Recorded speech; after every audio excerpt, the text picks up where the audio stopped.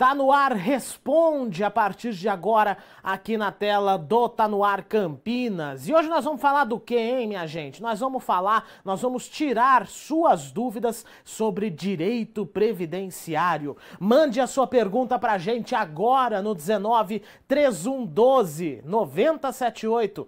Manda sua pergunta que quem vai responder é a advogada especialista no assunto, Karina Braga. Doutora, muito bom dia pra você, muito obrigado pela presença aqui no Tá no Ar Campinas. Muito obrigada, eu que agradeço. Uma honra. Imagina, a honra é toda nossa. Vamos começar falando sobre aposentadoria. Doutor, existe algum modelo diferenciado para a aposentadoria da pessoa com deficiência? Sim, nós contamos hoje com dois modelos diferenciados, né? A gente tem a aposentadoria da pessoa com deficiência por idade e também a aposentadoria da pessoa com deficiência por tempo de contribuição.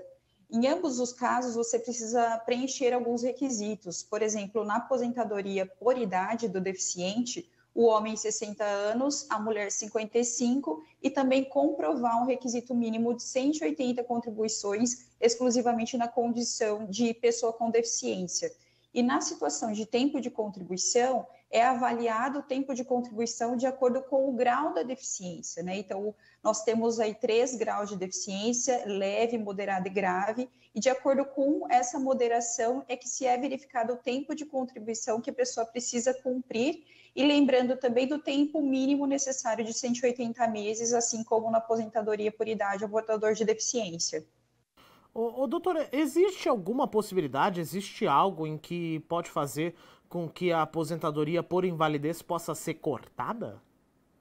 Sim, existe até mesmo, né? Houve aí em 2019 uma regulamentação de que o INSS passaria a revisar os benefícios que estavam estabilizados e um deles também seria aposentadoria por invalidez. Então, hoje a gente tem apenas algumas situações que dispensam a perícia de revisão, né? Dentre elas, a gente poderia citar as aposentadorias por invalidez em razão da pessoa ser portadora de HIV, também o aposentado e pensionista após completarem 60 anos de idade, e ter pelo menos 15 anos de tempo de benefício, né? Então, são algumas situações que acabam excluindo você da perícia de revisão.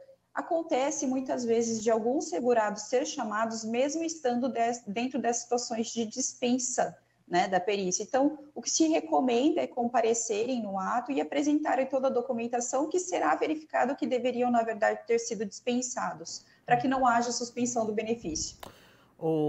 Doutora, a gente está falando aqui hoje sobre direito previdenciário, aposentadoria e tal. Lembrando que você pode fazer a sua pergunta no 19 3112 9078, DDD 19, não se esqueça. Tô aqui com o WhatsApp na mão esperando a sua participação. A gente sabe, doutora, que a situação da pandemia acabou mudando muitas coisas com relação à prova de vida e tal. E muita gente ainda tem dúvida de como é que ficou essa situação. Como é que tá, de fato, a situação para quem precisa fazer prova de vida? Certo. Hoje, recentemente, né, foi publicado no Diário Oficial uma portaria regulamentando essa questão da prova de vida, foi no dia 15/10, então bem recente. Então, a prova de vida a partir de 2022, ela vai ser realizada no mês de aniversário do beneficiário, né? Então, algumas situações que ele já pode, inclusive, desde já fazer a sua prova de vida, para que não haja eventualmente uma suspensão, seria por meio das instituições financeiras, nos bancos, por meio de atendimento eletrônico com o uso da biometria, ou também utilizando do aplicativo do Meu INSS. Existe já disponível para o segurado, até mesmo por consulta na internet, já um cronograma de quando vão ser realizadas essas provas de vida, né, dos períodos em que foram aí suspensos, iniciando a partir do ano de 2022. Doutora, tem uma pergunta aqui do Eberval de Limeira, que fala muito sobre a questão da demora também para sair a aposentadoria e tal. Fazem 2 anos que dei entrada na minha aposentadoria, já faz 2 anos, né? E até agora não recebi nenhuma resposta. Como é que ele pode fazer, hein, doutora? Tem que ir lá cobrar ou tem que entrar com o advogado direto, hein? Olha, a minha recomendação dessas situações que já estão por um longo tempo em análise no INSS, ele verificar, logicamente, a fase em que se encontra, se houve alguma análise, se ele interpôs algum recurso, ou nessa situação eu estou entendendo que ainda nem se tem uma resposta, né, a respeito do assunto. O que ele pode fazer é fazer uma reclamação junto à ouvidoria, pensando nessa questão administrativa, mas também, diante da demora, buscar o judiciário para ser atendido. Ele pode também entrar com mandado de segurança pedindo a análise da conclusão da aposentadoria, mas também, diante da demora, a gente poderia indicar ao juiz, olha, existe uma demora da minha aposentadoria e eu fiz o requerimento, dado o prazo razoável que eles teriam que me responder e não houve, estou ajuizando a demanda, requerendo a minha aposentadoria na via judicial. Maria de Fátima está perguntando aqui pra gente, a Maria de Fátima é de Campinas, ela quer saber o seguinte, quem teve alguma complicação por conta da Covid-19, não é, e que eventualmente não possa mais trabalhar, pode pedir a aposentadoria, aquela fala por invalidez, mas acho que não sei se seria exatamente a invalidez, ela pode pedir a aposentadoria se por acaso ela não tiver condição de trabalhar mais? Sim, o primeiro passo que ela precisa fazer é o requerimento administrativo que o INSS coloca à disposição do segurado, que é muito comum aquele requerimento de auxílio-doença, né? Então, o primeiro passo é ela ter o requerimento. Assim, vai ser agendada uma perícia, ela vai munida dos documentos, porque muitas vezes as sequelas do Covid acabam gerando mesmo uma incapacidade total e permanente, que seria um requisito para aposentadoria. Na perícia médica, eventualmente, se não houver a concessão do benefício, que o primeiro plano seria o auxílio-doença, ela pode também ajuizar uma demanda comprovando a sua incapacidade. Tá certo. Temos mais uma pergunta aqui. O Marcelo Correia, de Campinas, aposentado por idade, pode pedir revisão da aposentadoria? Olha, aí eu acredito que é uma pergunta um pouco mais complexa para análise. O que acontece? Ele precisa verificar desde quando ele recebe, quando foi a concessão do benefício, para verificar se não existe já uma decadência com relação ao pedido de revisão e fazer uma análise por um profissional habilitado, especialista, para verificar se houve algum equívoco do INSS na concessão da aposentadoria dele, se todos os salários de contribuição foram verificados, fazer basicamente uma reavaliação dos atos concessórios ali da aposentadoria dele para verificar se está correto ou se houve algum equívoco. E muitas vezes essa atualização de revisão não é só do ato em si ou de algum erro administrativo de deixar de contar algum tempo de contribuição, mas também verificar se as atualizações do benefício para fins de atualização monetária estão corretos. Então, é importante ele buscar um profissional habilitado, ou também há no INSS a possibilidade dele requerer a revisão, mas eu sempre aconselho a procurar um advogado para fazer essa primeira análise. Aurélio de Campinas, Felipe, boa tarde. Gostaria de perguntar, doutora, se pessoa com deficiência tem que avisar o INSS ou isso só acontece quando ele for tentar a aposentadoria como PCD? Ele não precisa avisar o INSS quando ele for fazer a entrada do benefício, que ele vai precisar comprovar essa situação de deficiência. E aí essa situação de deficiência é provada por meio de avaliação social e também avaliação médica. Então é importante ele já ir se munindo de documentos para comprovar esses períodos de carência, né, que eu posso dizer assim, dos 180 meses na condição de deficiente.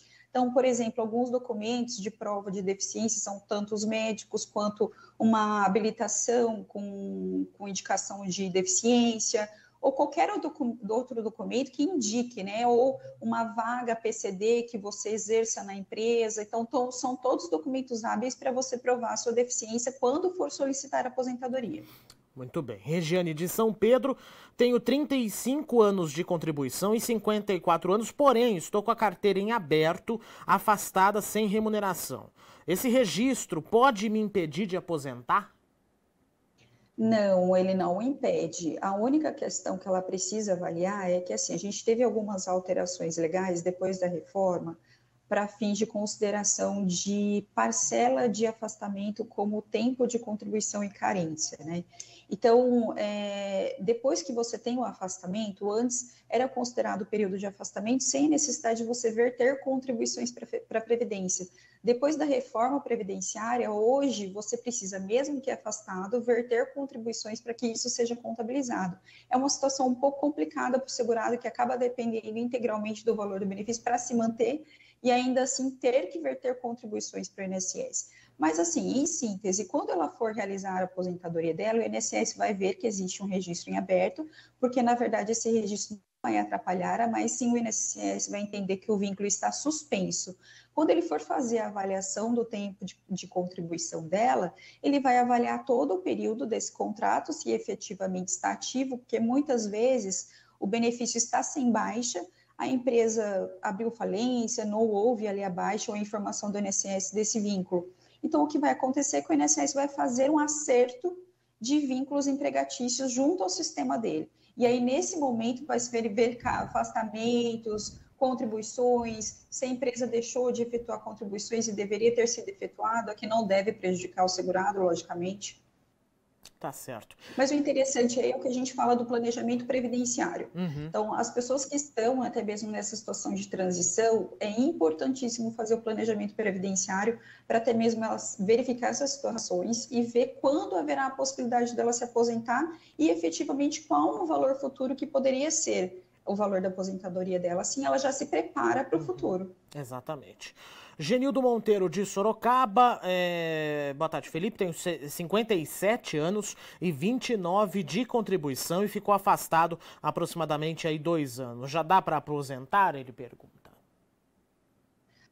Nessa situação do afastamento, a gente precisa verificar quando foi essa data do afastamento dele e verificar as condições de transição que ele se encontra, né, para verificar a questão da aposentadoria, o tempo necessário que ele precisa contribuir e se efetivamente vai ser uma aposentadoria que acarrete para ele um valor considerável, porque depois das regras de transição, muitos valores de aposentadoria foram drasticamente baixos. Então, ele precisa verificar uma melhor condição. Muitas vezes, se aposentar não tardiamente, acaba prejudicando para ele um efeito futuro. Então, o ideal, como aqui eu reforço, é sempre fazer o planejamento previdenciário.